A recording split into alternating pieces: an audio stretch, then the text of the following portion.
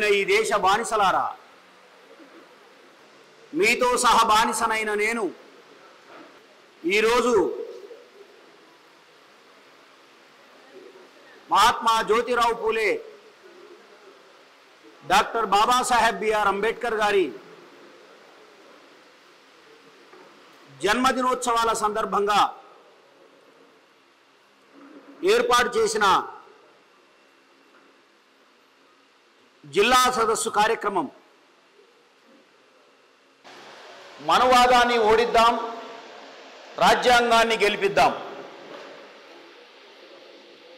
అనే అంశం పైన నిర్వహిస్తున్న ఈ సదస్సుకు విచ్చేసిన మీ అందరికీ, వేదికపై కూర్చున్న పెద్దలు, నాయకులు, ప్రధానంగా కేవీపీఎస్ రాష్ట్ర ప్రధాన కార్యదర్శి తమ్ముడు స్కైలాబ్ బాబా, ఇక మిగతా మిత్రులందరికీ పేరు నాకు తెలియదు, చాలామందివి, ఏమనుకోవద్దు. మీ అందరికీ కూడా జై భీములు తెలియజేస్తా ఉన్నాను. మిత్రులారా,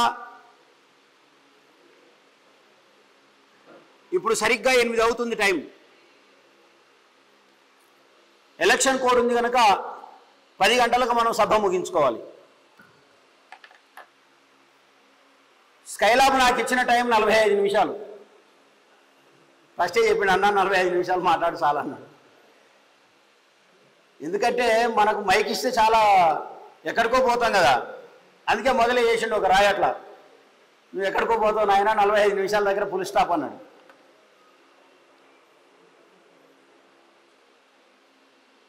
కాబట్టి 8:45కు నేను ముగించే ప్రయత్నం చేస్తా. ఆ తర్వాత మిగతా వాళ్ళు కూడా పెద్దలు ఉన్నారు కనుక వాళ్ళు కూడా మాట్లాడతారు. ఇక్కడ కూర్చున్న బ్యాచ్ ఒక డిఫరెంట్ బ్యాచ్. ఎందుకంటే చాలా బ్యాచ్లు ఎట్లుంటాయంటే ముఖ్య అతిథి మాట్లాడగానే వెళ్ళిపోతారు కదా, కానీ ఇక్కడ కూర్చున్న వాళ్ళు ఎవరు అట్లా పోయే బ్యాచ్ కాదని నాకు తెలుసు. నిబద్ధత కలిగిన నాయకులు మీరు. వృత్తి సంఘాలు అన్నారు అక్కడ, వృత్తి సంఘాలు, ప్రజానాట్య మండలి, ఆవాజ్, గిరిజన సంఘాలు, వీళ్ళెవ్వరున్నా సరే ఈ సంఘాల్లో పనిచేసే వాళ్ళు చాలా నిబద్ధత కలిగిన నాయకులని నేను నమ్ముతాను గుడ్డిగా. ఎందుకంటే నేను కూడా ఆ మూలాల నుంచి వచ్చిన వాడినే. మా తాత తెలంగాణ సాయుధ పోరాటంలో పోరాటం చేశాడు.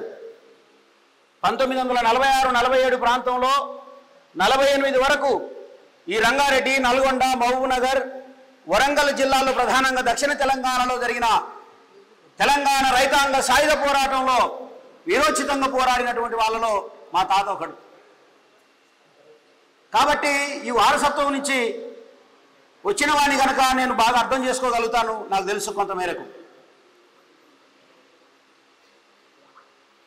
కనుక మిత్రులారా, ఈరోజు మీరు నన్ను ఆహ్వానించినందుకు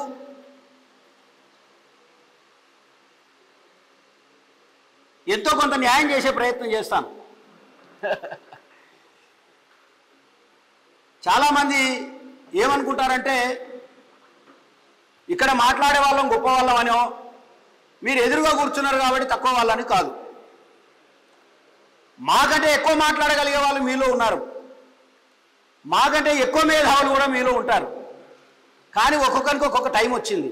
ఇప్పుడు నాకు టైం వచ్చింది, అవునా కదా? కాబట్టి ఇప్పుడు మీరు వినాల్సిందే, నేను చెప్పాల్సిందే. ఏదన్నా క్వశ్చన్ ఆన్సర్స్ ఉంటే లాస్ట్ ఒక 5 నిమిషాలు మీకు టైం ఇస్తాను. అప్పుడు మీరు నన్ను ప్రశ్నలు అడగొచ్చు, నేను సమాధానం ఇస్తాను. ఇకపోతే మొదటి మాట, నేను మిమ్మల్ని సంబోధించాను. చాలామంది ఇట్లా చూస్తున్నారు నా వైపు. మొదటి డైలాగ్కే ఏమన్నాను? ప్రియమైన ఈ దేశ బానిసలారా, మీతో సహబానిసనైన నేను అన్నాను. మీరు అనొచ్చు, అన్నా పొద్దు సమానం మేము ఫైటింగ్ చేస్తూ ఉంటాం, ఏ అన్యాయం జరిగినా మేము పోరాటం చేస్తాం. వృత్తి కులాల వాళ్ళ కాంచి మొదలుకుంటే, సంఘాల నుంచి మొదలుకుంటే ఈ సమాజంలో ఉన్న ప్రతి సెక్షన్ను మేము అడ్రస్ చేస్తాం. అట్లాంటి మమ్మల్ని బానిస ఎట్లా అంటున్నావు?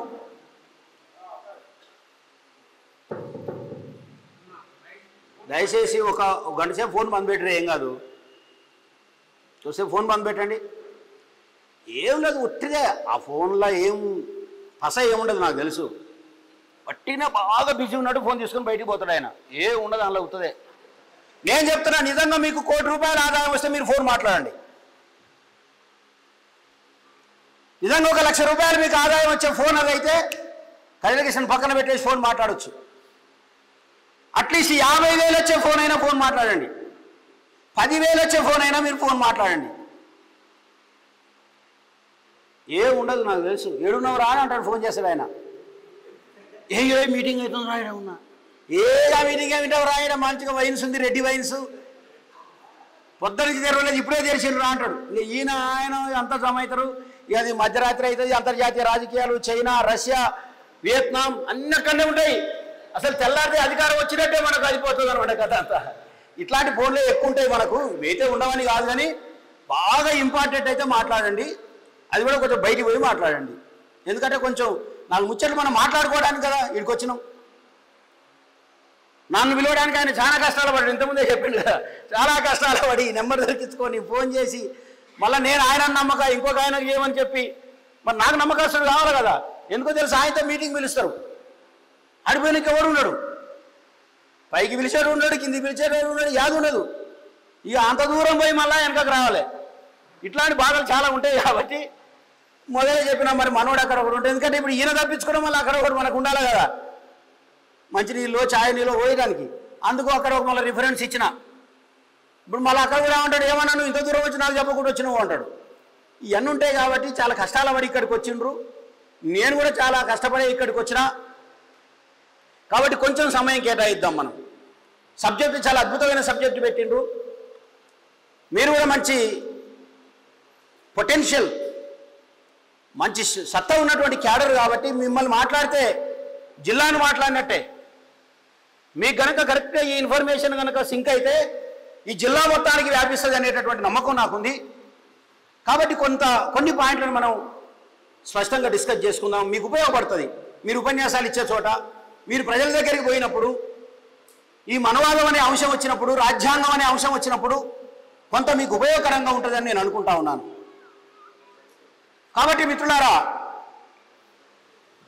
ఎందుకు బానిస అనాల్సి వచ్చింది, ఎందుకు నన్ను నేను కూడా బానిసగా పోల్చుకోవాల్సి వచ్చింది అనేటటువంటి దానికి ఒక చిన్న మాట చెప్తాను.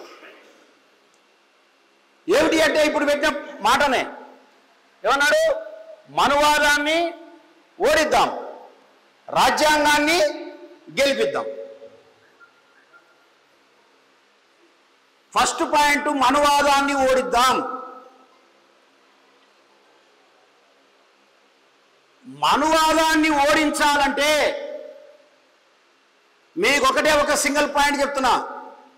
మనువాదాన్ని ఓడించాలంటే ఇక్కడ ఉన్న మనం అందరం మనల్ని మనం కోల్పోవాల్సి వస్తుంది. రాసి పెట్టుకొని ఈ మాట చెప్తున్నా. నేను యాజ్ ఏ హైకోర్టు అడ్వకేట్గా 15 సంవత్సరాలుగా సాంఘిక తాత్విక ఉద్యమాల్లో పనిచేస్తున్నటువంటి వాడిగా ఈ మాట చెప్తున్నాను. మీరు మనువాదాన్ని ఓడించాలనుకుంటే మొట్టమొదట నిన్ను నువ్వు కోల్పోవాలా. ఎందుకు నన్ను నేను కోల్పోవాలి అంటే, నా అస్తిత్వమే డేంజరా అని మీరు అడగొచ్చు. 100% మీ అస్తిత్వానికే డేంజర్ మనువాదాన్ని ఓడించడం. ఎట్లా నా అస్తిత్వానికి ప్రమాదం? మనువాదాన్ని ఓడిస్తే నాకు మేలు జరుగుతుంది కదా. మనువాదాన్ని ఓడిస్తే శత్రువులు ఓడించినట్టు కదా. అట్లాంటిది మనువాదాన్ని ఓడిస్తే నా అస్తిత్వానికి ప్రమాదం ఎలా అవుతుంది అనేటటువంటిది ప్రధానమైన ప్రశ్న. ఎందుకు అవుతుంది అంటే, మనువాదము యొక్క మౌలికమైన సూత్రం, మనువాదం యొక్క కేంద్ర బిందువు, మనువాదం యొక్క మౌలిక స్వరూపం మనకు వ్యతిరేకంగా ఉంటుంది అనిపిస్తుంది. కానీ మన జీవితాల్లో అనుక్షణం అనుక్షణం అనుక్షణం మనం అనుసరిస్తున్నది మనువాదమే.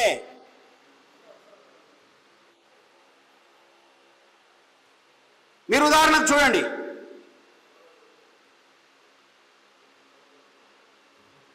ఇందులో పెళ్ళైన వాళ్ళ చేతులు లేపండి. పెళ్ళైన వాళ్ళు రైట్, మేజర్ అయింది. నేను ఇక్కడున్న పురుషులను అడుగుతున్నా ప్రశ్న, ఇక్కడున్న మగవాళ్ళని అడుగుతున్నా, నిజంగా చెప్పాలా, మీరు భోజనం చేసిన తర్వాత మీరు తిన్న కంచాన్ని మీలో ఎంతమంది తీసేస్తుంటున్నారు? మీ కంచాన్ని మీరే కడుక్కోవాలా? అట్లా తీసాల పక్కన పెట్టుడు కాదు, మీరు తిన్న కంచాన్ని మీరే కడుక్కునే వాళ్ళు ఎంతమంది ఉన్నారు ఇక్కడ? చాలా తక్కువ మంది కనబడుతారు. ఇక్కడ ఎక్కువ మంది ఉన్నారు నాయకులు కాబట్టి, చాలా తక్కువ మంది కనబడుతున్నారు. ఎందుకు ఇట్లా చెప్తున్నాను అంటే, మను ధర్మశాస్త్రం ప్రకారంగా the law of Manu code అన్నాడు. According to the law of Manu code, భర్తకు అన్ని రకాలైనటువంటి సేవలు అందించవలసింది ఎవరైనా అంటే భార్య. అంటే ఏంది? నువ్వు తింటే నీ కంచం కడగాలి, నువ్వు బట్టలు చేసిపోతే నీ బట్టలు ఉతకాల, ఉతికిన బట్టలుంటే ఇస్త్రీ చేసి పెట్టాలి.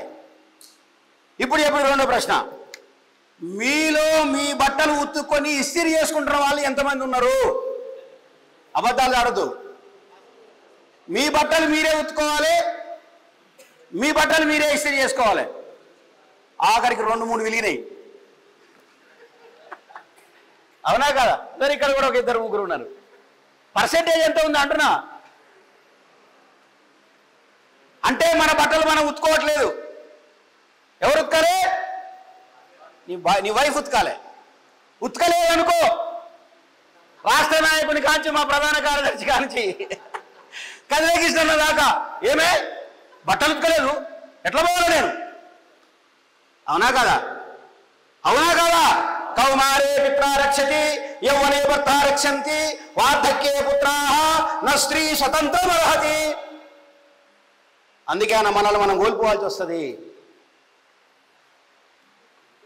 As per the Manu, as per the code of Manu, what is the duty of A women?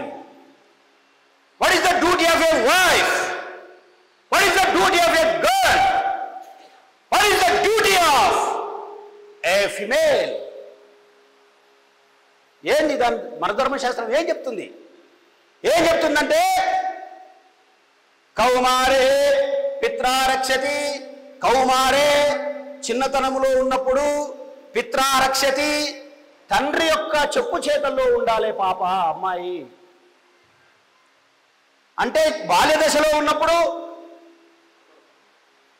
ఇంకా పెళ్లి వయసు రానప్పుడు ఒక అమ్మాయి భారతదేశంలో పుడితే ఆ అమ్మాయి తండ్రి యొక్క చెప్పు చేతల్లో ఉండాలి. కౌమారే పిత్రా రక్షతి యౌవనే భర్తా రక్షంతి.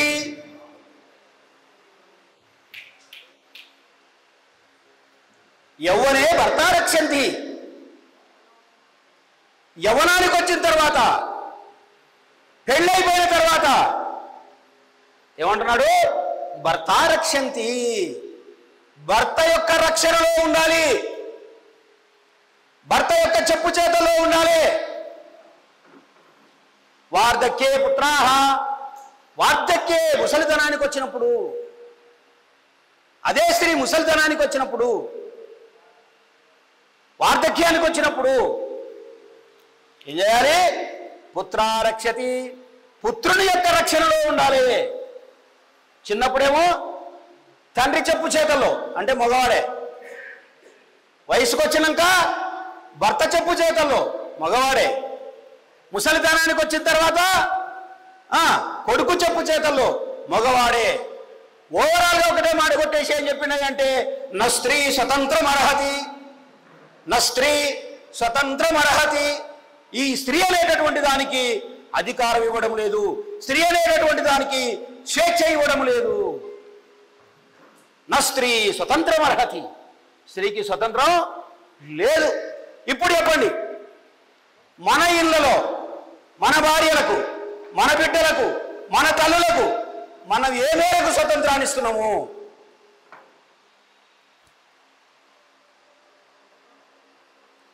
మన ఇంట్లో ఆర్థిక స్వతంత్రం ఉందా?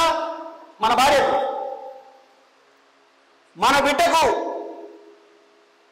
తను నచ్చిన వాడు, తనకిష్టమైన వాడు, తనకు కావలసిన వాడు, తనకు జత అయిన వాడు, తను మెచ్చిన వాడు పెళ్లి చేసుకునేటటువంటి స్వేచ్ఛ మన ఇంట్లో మనకుందా? మన పిల్లలకుందా? ఉందా? అందుకే చెప్పిన మనువాదాన్ని ఓడించడం అంటే మనలో మనం చాలా కోల్పోవలసి వస్తుంది. అందులో మొదటిది, మన ఇంట్లో ఉన్న స్త్రీకి మనం స్వతంత్రాన్ని ఇవ్వగలగాలి, మన బిడ్డకు మనం స్వతంత్రం ఇవ్వగలగాలి, మన కోడలకు మనం స్వతంత్రం ఇవ్వగలగాలి, మన తల్లికి మనం స్వతంత్రం ఇవ్వగలగాలి. So called people are there who are following the code of Manu every day in their daily life. మనం అందరం మనువాదం నశించాలి, మను ధర్మశాస్త్రం అది కావాలి, ఇది కావాలి. కానీ ప్రతిరోజు మన జీవితంలో అడుగడుగున మనం ఆచరిస్తున్నది మను ధర్మశాస్త్రమే. మనువాను మల్ల జనుమెత్తరా, మనువాను మల్ల జనుమెత్తరా, నా బహుజన శక్తి ఏందో చూపిస్తారా. మట్టి బొమ్మల చేసి ప్రాణం పోస్తావట, పుట్టిగిట్టే తల రాతరా సావంట. మట్టి బొమ్మల చేసి ప్రాణం పోస్తావట, పుట్టిగిట్టే తల రాతరా సావంట. అవు వయ్య లేకుండా అట్టెట్ల పుడతారు, మణిబట్టల కొరక మెడబట్టి కొరికేస్తా మనువా. మనువాను మల్ల జనుమెత్తారా, నా బహుజన శక్తి ఏందో చూపిస్తారా. ఏమంటుండు వాడు? అందుకనే మనువా నువ్వు మళ్ళా జన్మెత్తురా, నీ సంగతి ఏందో చూస్తా అంటుండు. ఎవరు? పాట రాసినోడు తమ్ముడు. నేను అడిగిన ఒకరోజు తమ్ముడు, మా ఇంటికి వస్తే అడిగిన, అరే మళ్ళా పుట్టేది ఎందుకురా, వాడు చావనే లేదు కదా ఇంకా నేను అన్న. వాడు వస్తే కదా మళ్ళా పుట్టాలి, వాడు బతికే ఉన్నాడు. ఎట్లా బతుకున్నాడు? కేసీఆర్ రూపంలో బతికే ఉన్నాడు. ఎట్లా బతుకున్నాడు? రేవంత్ రెడ్డి రూపంలో బతుకున్నాడు.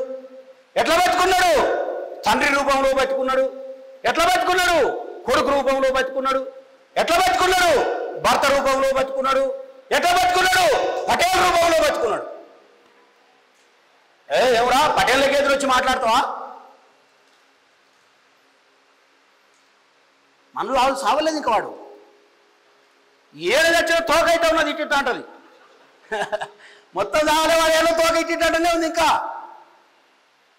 కాబట్టి మిత్రులారా, మనుధర్మశాస్త్రాన్ని ఓడించడం అనే మాట అంత సులభమైన మాట కాదు. అది చాలా ధైర్యం కావాలి దానికి. అది కేవీపీఎస్ లాంటి సంస్థలకు ఇట్లాంటి ధైర్యం, సాహసం దాని పుట్టుక నుంచే వచ్చింది. ఎట్లొచ్చింది? కుల వివక్ష వ్యతిరేక పోరాట సమితి. It is an organisation which can fight against the caste discrimination. కుల వ్యవస్థ యొక్క మొదటి రూపం ఏందో తెలుసా? వివక్ష. కుల వ్యవస్థ యొక్క మొదటి రూపం వివక్ష. ఈ వివక్షకు వ్యతిరేకంగా పోరాటం చేస్తూ ఉంటున్నారు వీళ్ళు.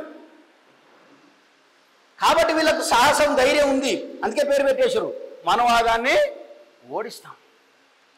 జయరాధన పాట రాశాడు, మనవాదానికి మరణ శాసనము రాస్తున్నాం ఇదిగో. మరణ శాసనానికి ఏం చేస్తున్నాడట? మనవాదానికి మరణ శాసనం రాస్తున్నాడట. ఎంత గొప్ప మాట తెలుసా అది? దానికి చాలా ధైర్యం కావాలి ఆ మాట అనాలంటే. ఎందుకంటే పొరపాటున నువ్వు ఆ మాట అన్నావు అనుకో, తెల్లారి మీ భార్య వచ్చి చెప్తుంది, చాలే నువ్వు బాగా చంపినావు మనవాదాన్ని, సాయంత్రం వచ్చినాక తెలుస్తుంది నీ ఇంటికాడ నీ కోసం అని చెప్పండి. సో దానికి చాలా ధైర్యం కావాలి ఆ మాట పాడాలంటే, ఆ పాట పాడాలంటే, ఆ రాయాలంటే. ఈ మాట పాడాలంటే కూడా చాలా ధైర్యం కావాలంటున్నా మీకు. మన ధర్మాన్ని ఓడిస్తాం.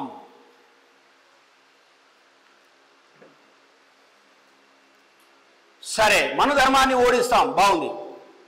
నేను అడుగుతున్నా మిమ్మల్ని అందరినీ ఇక్కడ, అసలు మనుధర్మం అంటే ఏంది? What is the code of Manu? What is the law of Manu? Manu ధర్మశాస్త్రం అంటే ఏంది? మను ధర్మం అంటే ఏంటి? What is the law?